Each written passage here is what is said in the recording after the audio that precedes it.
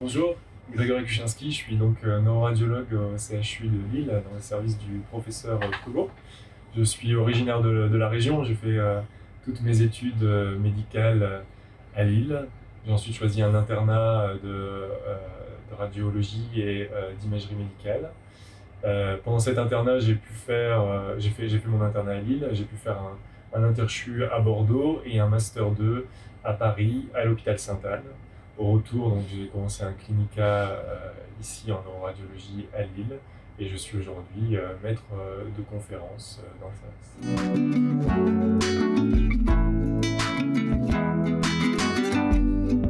Alors j'ai choisi la radiologie et plus particulièrement la neuroradiologie parce que c'est une spécialité particulièrement dynamique qui est vraiment dans l'innovation et qui est à l'interface entre la technique et le soin et qui dans le cadre de la neuroradiologie s'intègre en plus à la discipline des neurosciences qui est vraiment une discipline passionnante.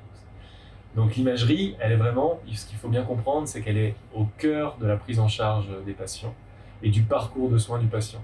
On intervient vraiment à tous les niveaux, dans le dépistage, dans le diagnostic précoce, dans la stadification des patients, dans le suivi de leur traitement. Donc c'est vraiment une spécialité qui est particulièrement intéressante, ça va bouger, c'est particulièrement dynamique, on bénéficie des innovations techniques. Il faut savoir que sur la carrière d'un radiologue, là, en neuroimagerie, on est passé de l'encéphalographie gazeuse à l'IRM fonctionnel. On est capable désormais de voir le cerveau, non pas comme une structure figée, mais comme une structure vivante. On voit le cerveau battre, pulser, en écho aux pulsations cardiaques. On voit le cerveau être perfusé en direct. On voit le cerveau s'activer lors d'une tâche, par exemple, de langage ou une tâche motrice en direct. Donc c'est vraiment révolutionnaire et ça s'intègre dans la prise en charge du patient.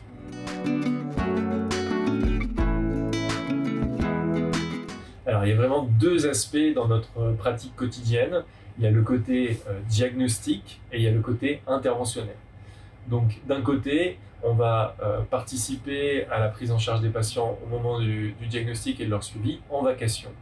Donc le radiologue va avoir une activité qui peut être variée avec différentes techniques, l'échographie, l'IRM, le scanner.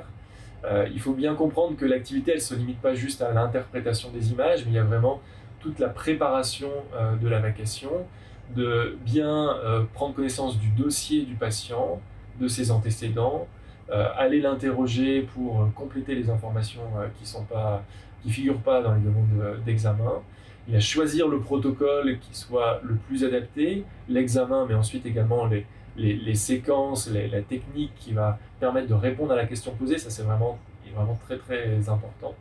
Et puis ensuite, il y a tout le retour au patient, l'échange avec le patient autour du résultat et avec nos collègues cliniciens pour que ces résultats soient vraiment utiles et soient vraiment intégrés ensuite dans la prise en charge du patient.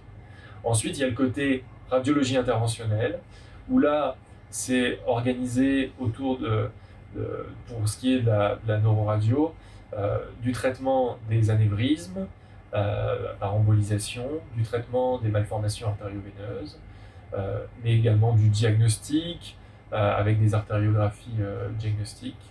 Ça, c'est pour le versant programmé. Ensuite, on a une activité d'urgence, on participe à la continuité des soins. Pour l'activité diagnostique, c'est principalement la prise en charge le jour et la nuit des traumatismes crâniens, des suspicions d'accident vasculaire cérébral en urgence. Et pour la partie interventionnelle, également pour l'accident vasculaire cérébral, pour les thrombectomies mécaniques, aller déboucher les artères qui sont occluses et qui sont à l'origine d'un infarctus cérébrale. Alors je pense qu'il y a un piège en imagerie en général avec la manière dont vous êtes évalué actuellement autour des QCM, c'est qu'on a trop tendance à vouloir interpréter les images de manière photographique, c'est-à-dire qu'on vous présente un dossier et immédiatement, sans réfléchir, vous allez essayer de donner le bon diagnostic. Alors qu'en réalité, il faut vraiment s'attacher à bien décrire l'image, à bien être attentif à la sémiologie alimentaire, et c'est en décrivant l'image que vous allez arriver progressivement au bon diagnostic.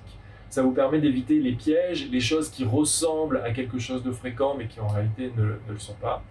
Et donc vraiment, c'est hyper important de bien décrire l'image pour arriver ensuite aux différentes hypothèses diagnostiques et sélectionner le diagnostic principal. Et pour faire ça, à mon avis, le meilleur moyen, c'est de le mettre en application en stage. C'est-à-dire que vous n'avez pas tous l'occasion de passer en radio, dans un service de radio pendant votre cursus pour vous former vraiment à la sémiologie. Donc n'hésitez pas à accompagner les patients lors de leurs examens d'imagerie et à interagir avec le radiologue, avec l'interne, pour qu'il vous explique toute la prise en charge du patient, l'interprétation des images, et ensuite remonter dans le service et ne pas hésiter non plus à poser des questions sur la manière dont ces résultats vont être utilisés pour prendre en charge le patient. Il faut savoir que le service de neuroradiologie, c'est vraiment un lieu idéal pour apprendre. Un lieu bienveillant, un lieu encourageant. On est tous particulièrement impliqués dans la formation des étudiants, la formation des internes, que ce soit à la console ou de plus en plus au centre de simulation Présage. Et on sera tous ravis de vous accueillir, de vous apprendre des choses, et surtout on a aussi besoin de vous pour qu'on s'améliore dans notre enseignement, et on est vraiment très à l'écoute pour développer de nouveaux projets d'enseignement et de pédagogie ensemble. Et ça va de l'interne au chef de clinique, au chef de service, vraiment tout le service est là pour vous.